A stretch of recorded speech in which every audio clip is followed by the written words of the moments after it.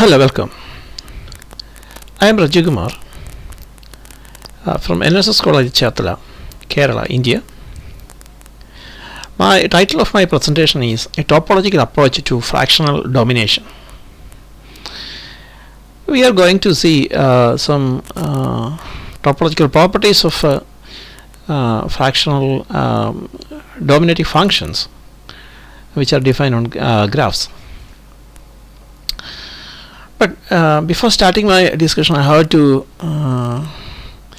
say a few words of thanks to the organizers of the conference, 5th Combinatorics and Graph Theory Conference, which is being conducted in Xiamen, China, for giving me this opportunity to present my work, my research work. Okay. Here we can see the content of the presentation. First, introduction, which contains dominating sets and dominating functions. Then convex combination we will discuss. Then convex combination, the idea of convex combination of dominating functions. And then convexity we will define, convexity graph and basic convexity graph. Connectedness of a graph and its convexity graph, the relation between connectedness and its convex, the convexity graph of a graph, and after that we will see some references. Okay, then we can now go to the presentation. The graph here we consider is finite undirected graph which does not contain loops and multiple edges. What is mean by a dominating set? Dominating set in graph is a subset of V. A subset S of V is called a dominating set if every vertex in V minus S, that is the set, a new subset obtained by deleting all elements in all elements in S, all vertices in S from the original vertex set. If all those vertices are adjacent to at least one vertex in S, and we can call such a set a dominating set. And a smallest such a set is called, such a dominating set is called a minimal dominating set. We can understand that this idea more clearly using an example. I can show you an example graph. But okay, we will see an example, then we will proceed to next part of the presentation.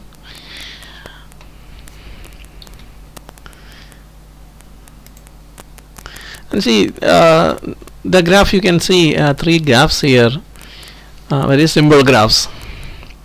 In the first graph, three vertices are red colored are present. Three vertices which are red colored are present. How many vertices are there? Total there are 6 vertices. There are 6 vertices, and in these 6 vertices, 3 vertices are colored, and you can see uncolored vertices, and these vertices are adjacent to the vertices which are colored red. And you can take the red colored vertices in S. Then V minus S contains the vertices which are colored white or uncolored vertices.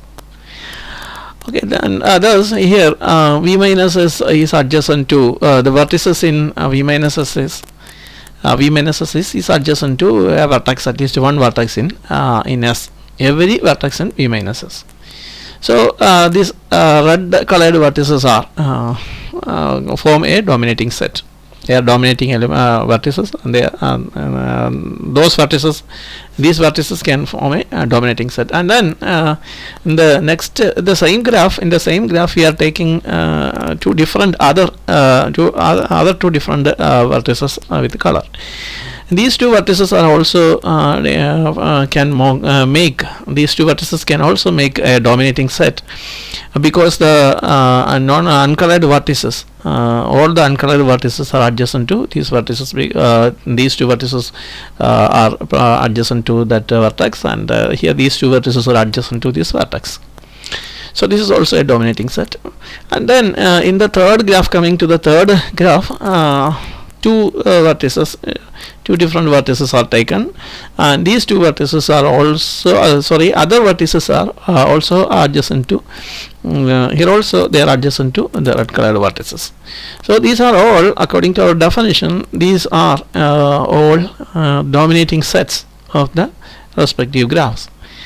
But you can see in this case, when we consider this case again, you can see that you can see if you by removing this vertex, yes, from the dominating set, it's a dominating set. The red colored vertices make a dominating set, but by removing the vertex,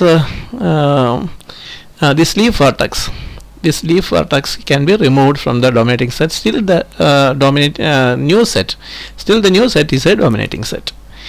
So in that sense, we can say that why it's a dominating set, because these two vertices can that is not a dominating set. It's because it is not a because this one will not be then if we remove that, then this is not an uncolored vertex, not a colored vertex, so it cannot be adjacent to any vertex, so it is not a dominating set. Okay, then let's think about removing this vertex. What happens if we remove this vertex? So this vertex cannot be removed from the dominating set, but if we remove this vertex, what happens? Then the removal of this vertex, if we remove this vertex, still, and these two are adjacent to this vertex, and this vertex is adjacent to this vertex, but that vertex, the removed vertex, removal means it is removed from the set S, still it is in the vertex set V, so that must be adjacent to some vertex, some red colored vertex. But unfortunately here it cannot be adjacent to any uncolored vertex, any red colored vertex, so that vertex can also be cannot be removed. This vertex also cannot be removed from the dominating set. Okay, then what about this? And this also the same happens in this case also. If you try to remove this, that dominating set becomes a non-dominating a non-dominating set. Okay, that means you cannot remove. We can sum up it like we cannot remove any vertex from that dominating set. If you remove any vertex from that dominating set, it then immediately becomes a it loses its property. The dominating set loses its property. That means it's a minimal dominating set. So you have to, we can call this at this stage, you can call that this this dominating set is a minimal dominating set, and then you come to this set, this dominating set. Here also the same thing happens. You cannot remove any vertex from that dominating set. What about this case?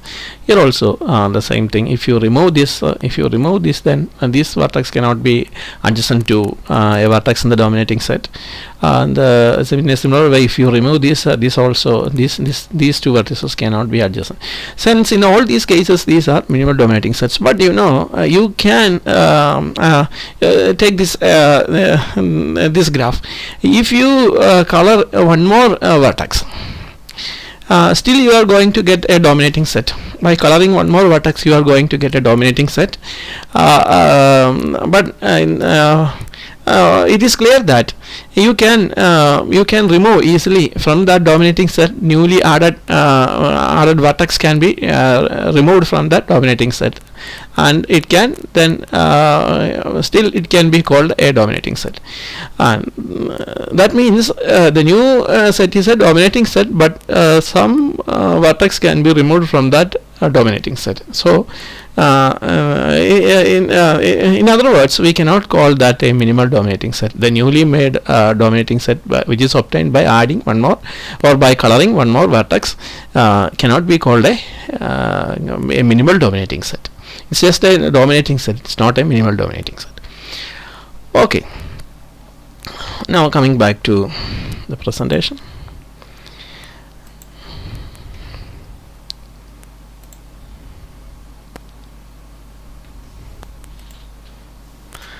Okay, let's think about the characteristic function of a dominating set. The characteristic function of a dominating set is a 0 1 valued function f such that you can see that you can verify that the sum of the function values taken over the closed neighborhood of each vertex is at least 1. And that makes it sure that ensures that it's the properties of a dominating set is satisfied by it. So see which vertices then gets 1. Those vertices belonging to the dominating set will be given value 1, and all the vertices, all the remaining vertices will be given the value 0. Okay, next. That is the dominating function is defined here using mathematical expressions. It's a function f defined from v to the closed interval 0 1 such that to the 0 1 set. It is defined to the 0 1. Actually, we are coming to the closed interval, but so that's why this mistake happened.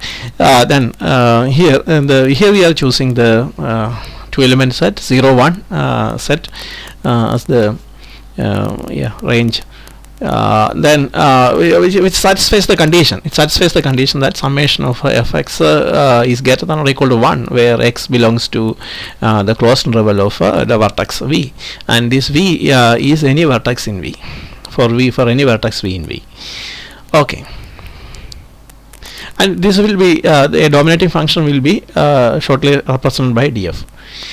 Then minimal dominating function. What's a minimal dominating function? A minimal dominating function, MDF, is a dominating function f such that f is suppose f is a dominating function. It can be called a minimal dominating function if that function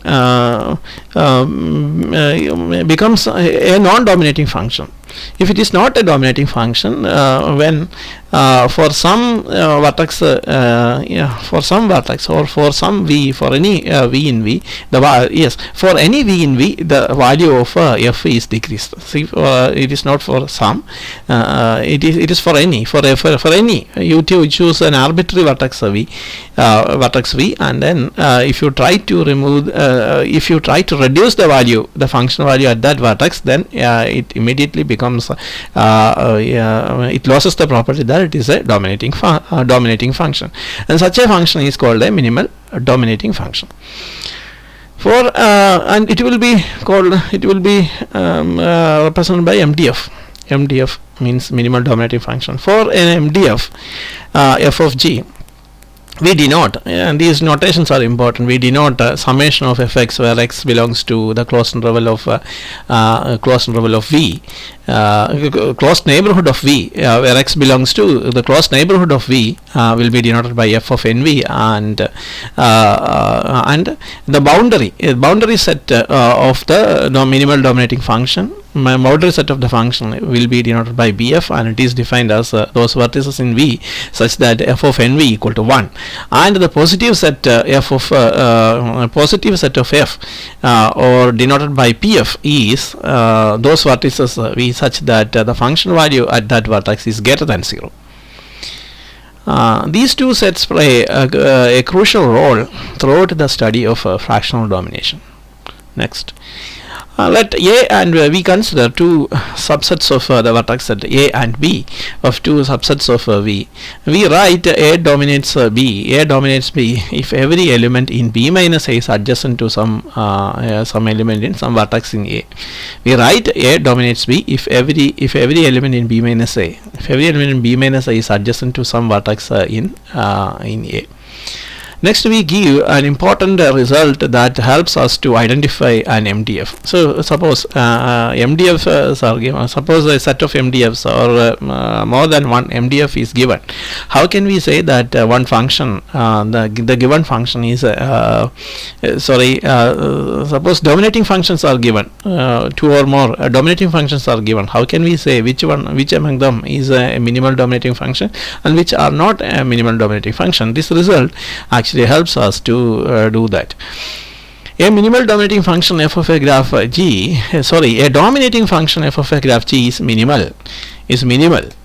A dominating function f of a graph G is minimal if and only if BF dominates a PF, and this is the here the arrow is used. This notation is used in the sense that is described above in the first line.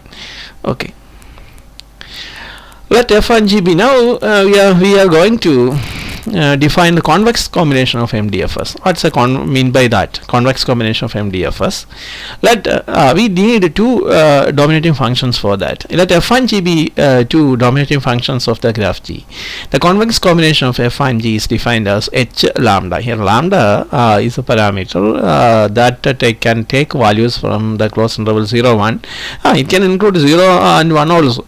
But here we write it as 0 is less than lambda less than 1, because when it is 0 you are going to get the one function, when it is 1 you are going to get the other function. So here we define h lambda equal lambda f plus 1 minus lambda into g, and this function is clearly a dominating function. We can verify that and see that it can easily be verified that it's a dominating function. Therefore the set of all dominating functions forms a convex set, because you take any two dominating functions and try to find the convex combination. That's always a dominating function. So you can join those two functions. I mean f and g. The two taken functions f and g can be joined by a straight line, and all the because that straight line can be defined. It can be identified. The points on the straight line can be identified with the value of lambda, and as lambda varies from 0 to 1, you are going to get a straight line connecting f and g, and for each case it's a dominating function. It's again a dominating function, and so the set of all dominating functions is a convex set. Here it's evident from the following theorem. We have a theorem which says that when we consider two minimal dominating functions, it is not always true. What is not always true? And the convex combination, you can define convex combination, but it will be a dominating function. Convex combination will be a dominating function because they are already dominating functions, but that cannot be a minimal dominating function. And see that result. The set of but here it's given as a general, it takes a general form. The theorem takes a general form. You are taking n minimal dominating functions f1, f2, etc. to fn, and it is minimal if and only if it satisfies this property bf1. Bf is the boundary set of the functions of each function, and you take the intersection.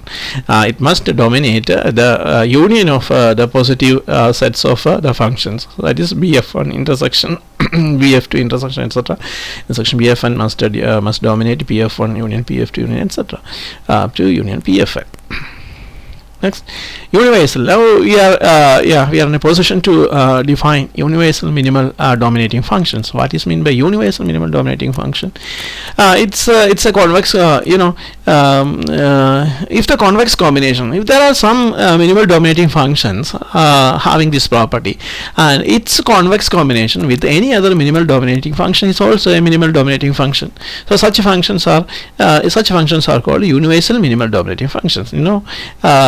It's very important that all minimal dominating functions are not the universal minimal dominating functions. There exists only a few of them which takes this property. In the set of you consider the set of all minimal dominating functions, few of them only, some of them only possess this property.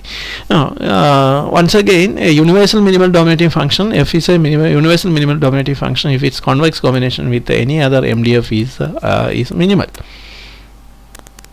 Next, and since the set of dominating functions is convex, some dominating functions cannot be expressed as. See, it's a very important observation. Some dominating functions cannot be expressed as the convex combination of two or more dominating functions. So this motivates us to define. Actually, it was defined by me. We can define basic dominating functions. The concept of basic dominating function comes at this stage. It motivates us to define basic dominating functions. So what's a basic dominating function? Basic dominating function is a dominating function which cannot be expressed as the convex combination of two other different dominating functions, and it will be denoted by, shortly represented by BMDFs. And next, an MDF is called a basic. Okay, we can define the same thing in the case of minimal dominating functions also. An MDF is a basic minimal dominating function, or BMDF, if it cannot be expressed as a proper convex combination of two or more distinct minimal dominating functions, two or more distinct MDFs. A necessary and sufficient condition for an MDF to be a basic MDF is it's proved as a result. It's available, and this given an MDF, you can say that whether it is a basic MDF or not a basic MDF. So this result helps us to to find that, to check whether it is a basic MDF. The following, the result follows. Next is the result. This theorem says that an MDF F is a basic MDF, BMDF, if and only if there does not exist, another MDF G such that BF equal to BG and PF equal to PG. See, what does it say? An MDF F is a basic MDF if and only if there does not exist another MDF G such that BF equal to BG and PF equal to PG. See, we have another result which this helps us to say that a function, this directly helps us to function to check whether the given function is an MDF, a basic MDF, a BMDF, and this it's a supporting result, but it's an important result. See, let's go through that result. Let F be an MDF of a graph G, and we know that BF equal to BF, boundary set of that function, equal to V1, V2, etc. to Vm, and P dash F. See, what is P dash F? It's a different set. P dash F is defined here. We can call that it's a positive set because that can contain only those vertices in V which has a function value. It's greater than 0, and but clearly it must be less than 1. So the function value must be between 0 and 1. That's important. So that set is here used as here taken as P dash F. So here it says that that set contains, P dash F contains U1, U2, etc. to Un, and these elements are there. And let A equal to Aij. A equal to Aij be an M by N matrix defined by Aij equal to 1 if Vi is adjacent to Vj. Here it is this adjacency is defined here in the sense of cross neighborhood and 0 otherwise. Consider the system of linear related to this we get a system of linear equation, summation taken over J of Aij into Xj equal to 0, where 1 less than or equal to I less than or equal to M, and at this stage we can prove that the function f is a BMDF if and only if this one, if one does not have a, but here let's say change this one, it must be read as 1.1, and this is it must be, it's an error, it's 1.1, and if and only if this equation, this system of linear equation 1.1 does not have a non-trivial solution. Okay. It has been proved that any finite graph G has only it has been proved that any finite graph G has only finitely many MDFs. So yeah, basic minimal dominating functions, when you think about basic minimal dominating functions, its number is limited. That means it's finite for a given graph. Also G has 4 MDFs. G has 4 MDFs, F1, F2, F3 and F4. F1, F2, F3 and F4 such that gamma G here, gamma these are parameters related to domination related parameters of a given graph. This is the lower domination number, the ordinary domination number of a graph, and this is the upper domination number, and that means this is the minimum value, the lowest value, least value of all number of vertices belonging to the dominating sets of all the minimal dominating sets in a graph.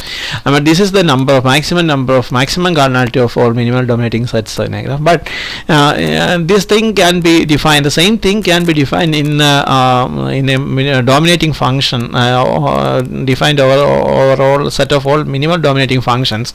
In the set of all minimal dominating functions, we consider the fractional version. What is the fractional version? Even at that point I think I missed to say, and it's very simple. Fractional version of minimum. We are studying all these things, we are presenting all these things on fractional version. We have seen that a dominating function, actually it was a dominating the dominating function was defined on the set of on the set 0 1, which can take then values only. The function can take values from 0, either 0 or 1. But after that it is then extended to the closed interval 0 1, and when we allow we allow the function to take any real number between 0 and 1, and these are the discussion, all the discussion is on that kind of function. So that is called the 0 1 relaxation, the closed interval relaxation of the dominating characteristic function of the dominating set. So we are studying about the 0 1 closed interval relaxation of the characteristic function of the dominating set, and then we can define in a similar way in which we define the lower domination and the upper domination number. We can define the fractional domination number also, gamma f of G, and upper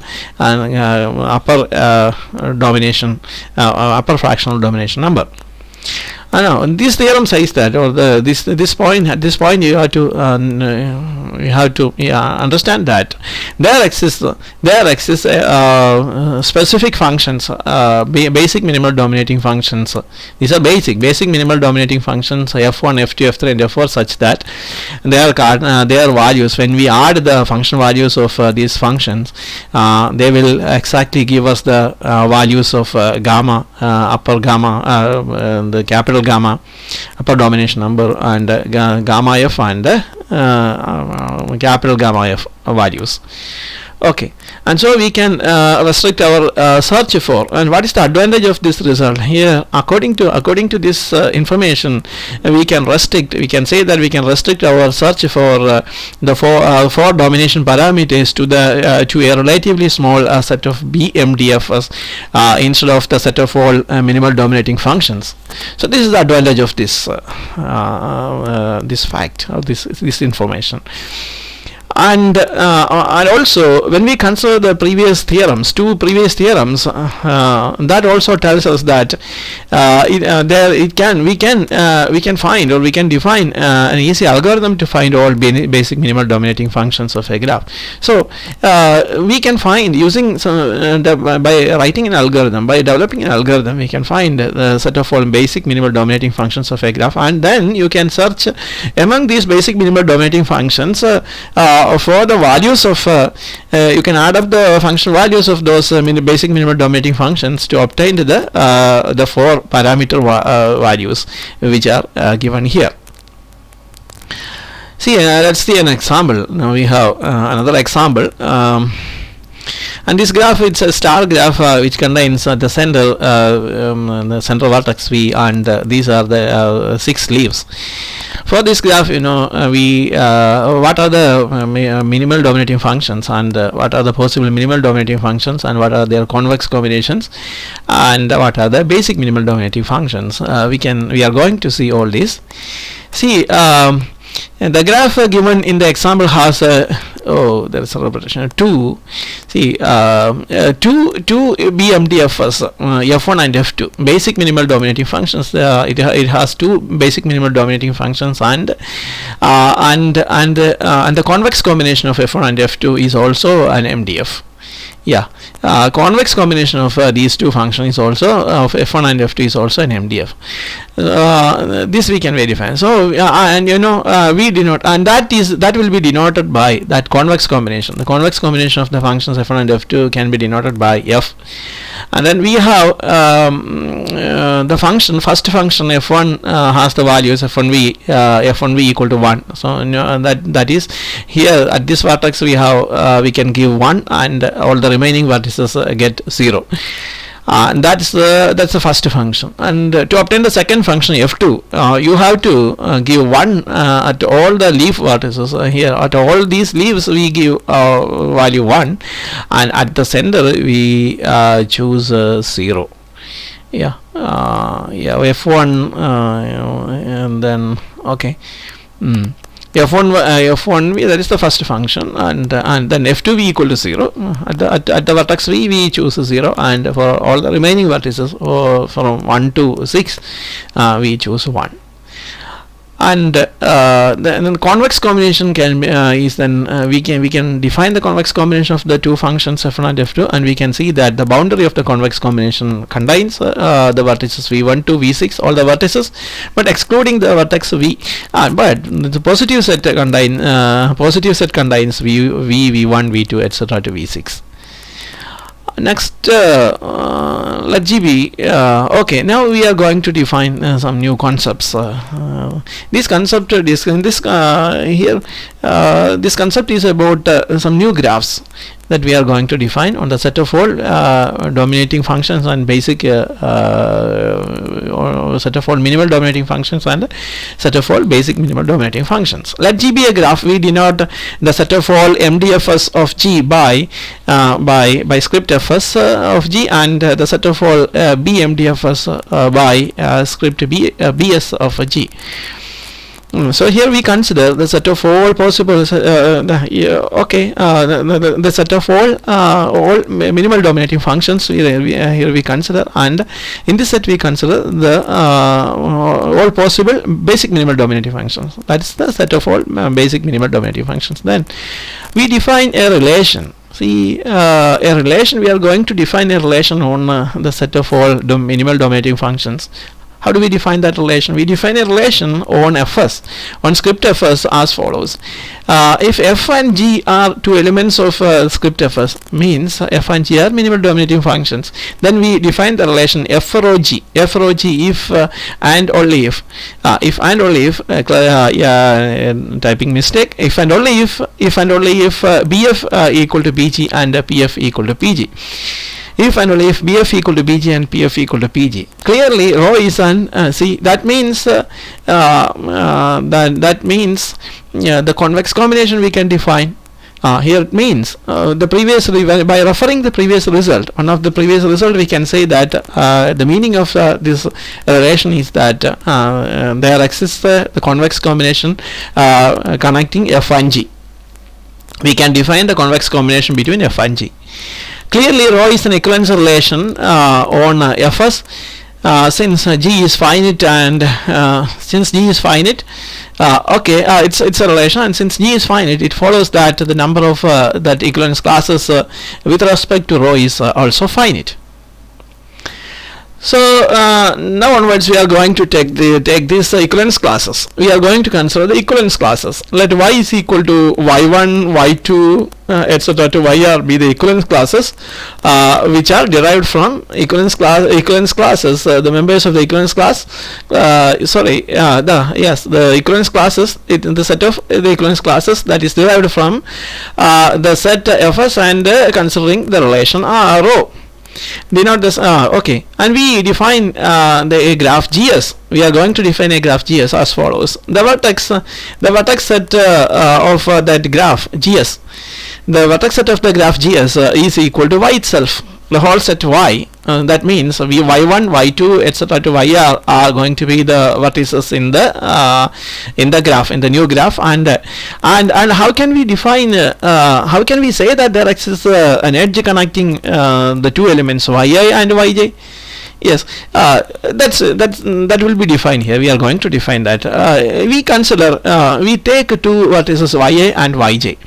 Yi is then adjacent to yj. We can say that yi is adjacent to yj if for every f of if for every f of yi and g of yj. For every f of yi and g of yj, the convex combination of f and g is an MDF of g. Convex combination is also an MDF of g. Another minor mistake there. Is an MDF of g. Now, but it's a very interesting that if there exists if one of yi is one of yi and one element of yj only make the convex combination, but it's very interesting that all others will automatically make the convex combination, and that's another thing, another proved thing, but it is not written here, considered here. I am telling that for additional information. Okay, the graph GS is this kind of graph that we define. The graph GS is a convex, will be called the convexity graph, and that's the convexity graph of the set of all MDFs of the given graph G. We need for our for discussing some results that we are going to see, we need these graph products, graph operations. And the first operation we define. In fact, we are not defining. Yeah, we are recalling this from the literature. The Cartesian product of G1 and G2, that is G1 cross G2 of two graphs G1 and G2, is defined to be a graph whose vertex set is V1 cross V2, and the edge set is edge set contains edges U1 V1 U2 V2. It contains an edge. That means it's an edge U1 V1 U2 V2 if it satisfies this property, and then only the following. If it satisfies, if these two these are the vertices there, and these two vertices the vertex pair satisfies the following condition, then only the edge is formed there. This vertex pair must satisfy the condition U1 equal to U2, and V1 V2 is an element of edge set of the second graph, or V1 equal to V2 and V1 equal to V2 and U1 U2 is an element of the edge set of the first graph. Next, we define the weak direct product of the graphs G1 and G2, and what's it? It will be denoted by G1 plus G2, where V of G1 the weak product, G1 weak product G2 equal to the vertex set equal to VG1 cross VG2, and E of the weak product of G1 and G2 equal to the edges at U1 V1 comma U2 V2, where U1 U2 is an element of EG1 and V1 V2 is an element of EGT of G2. And the strong direct product that also we require of G1 and G2 denoted by G1 strong direct product of G2. It has the vertex set V of G1 G2 equal to V of G1 across V of G2, and E of G1 dot G2 equal to E of G1 cross G2 union E of G1. That weak product, all those edges belonging to that weak direct product also will be present here. And okay, that edge set is the union of the two graphs are defined in the first defined here. the first and second definition, we two graphs are defined. That means the Cartesian product, edges present in Cartesian product and the edges present in the weak direct product are combined to obtain the edges in this graph. Okay. Now we have the following result on the convexity graph. We are now thinking more about the convexity graph and the basic convexity graph of a given graph. See, okay, but we are considering here some special kind of classes of graphs, and we will think about the convexity and the basic convexity graph of that graph. In GS of Kn, when you consider the complete graph on n vertices, is isomorphic to K, the complete graph of 2 raised to n minus 1 vertices. And the basic convexity graph of Kn is isomorphic to the complete graph on n vertices. And then we consider next we consider the class of graphs. It's the star graph K1n. K1n, one vertex, 1 stands for the vertex in at the center, and n leaves are there, where n greater than or equal to 2. Then the convexity graph of the convexity graph of that graph is equal to of the graph is